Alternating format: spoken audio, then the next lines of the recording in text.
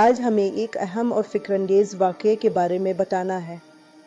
یہ ایک قابل غور حقیقت ہے کہ افغانستان نے پاکستان پر حملہ اسی وقت کیا ہے جب افغان وزیر خارجہ بھارت کے دورے پر موجود ہیں اور وہاں پاکستان مخالف بیانات مشترکہ اعلامیوں کی شکل میں دیے جا رہے ہیں۔ ایسے نازک موقع پر جب ایک ازلی حریف کے اعلیٰ عہدیدار غیر ملکی دورے پر ہوں، اس طرح کا حملہ محض اتفاق نہیں بلکہ ایک جانبدارانہ اور مجرمانہ اشارہ ہے۔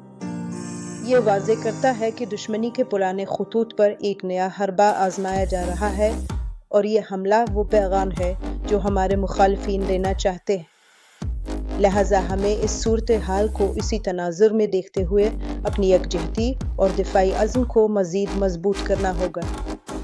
ہم اپنے مسلح افواج کے ساتھ کھڑے ہیں، ہم اپنے محکموں کے ساتھ متحد ہیں، اور ہم اپنے وطن کے دفاع کے لیے پوری طاقت سے تیار ہیں۔ پاکستان زندہ باد، پاک فوج زندہ باد۔ ڈیجیٹل نیوز 24/7 کو سبسکرائب کریں۔ شکریہ۔